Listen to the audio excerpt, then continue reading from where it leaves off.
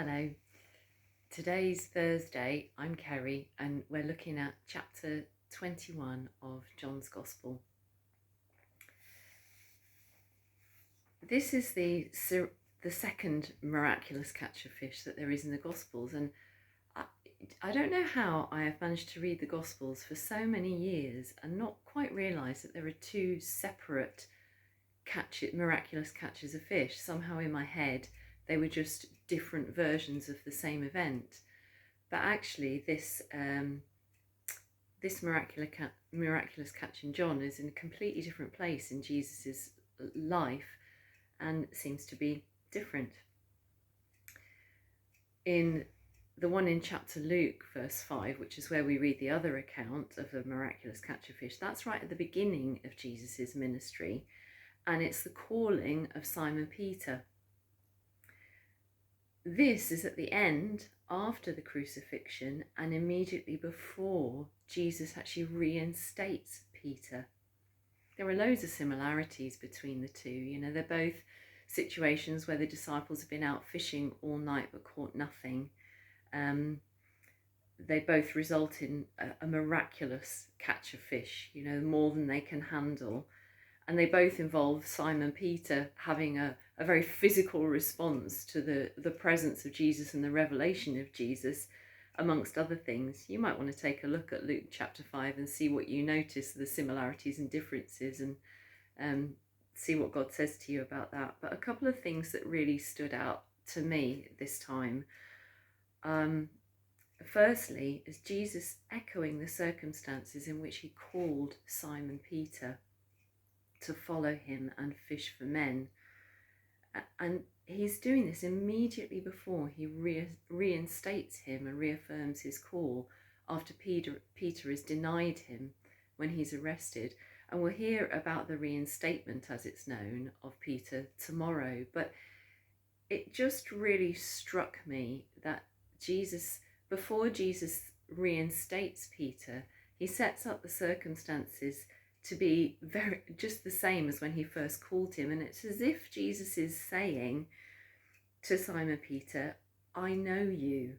I knew what I was doing the first time around. I didn't get it wrong.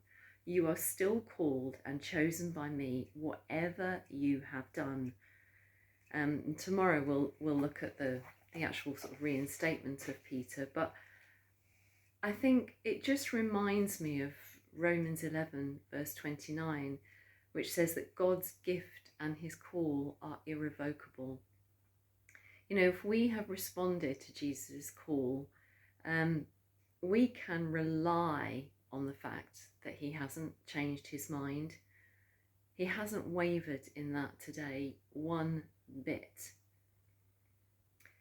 Secondly, in Luke chapter 5, Simon Peter is serving Jesus immediately before the miraculous catch, letting him use his boat to teach from. He casts off from the shore so that Jesus' voice will project to the whole crowd immediately before the miraculous catch of fish. But in this chapter, in John 21, Jesus is serving Peter and the disciples immediately before the miraculous catch. He's cooking them breakfast. Well, that just totally blows me away. He's died on the cross. He's fulfilled the work of God for his life. And there's a whole world to tell that he is the Messiah. And here he is serving his friends. He's meeting their needs. He's reaffirming his love and care for them. He's behaving like an intimate companion. Wow. It's amazing to me. And as we head into Advent, Emmanuel is something that we're going to be preparing to focus on, and here we can see what Emmanuel actually looks like. His commitment to us doesn't waver, and his help and support are utterly reliable. All of us have had a dismal or challenging year at the very least, 2020, with everything that's been going on with the pandemic. And certainty is something that we haven't really experienced very much.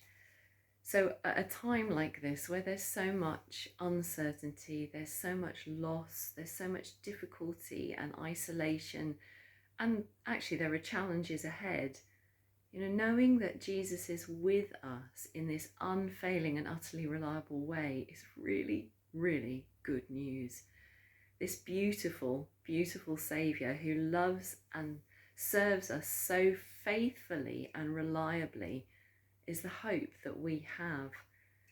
COVID is still with us for a little while longer, and it's going to leave a wake of destruction. When it leaves, Jesus is with us, but he's going nowhere. He's reinstating his call to us today. He's affirming that he knows us and he loves us and he hasn't changed his mind about us.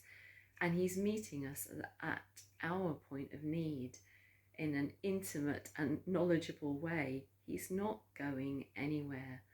That's really, really good news, and it's news worth sharing. We can share it easily and joyfully. Jesus' constant faithfulness has been my joy in this season. It's been one of the things that's got me through this hard time, and it is definitely something worth sharing. Bye.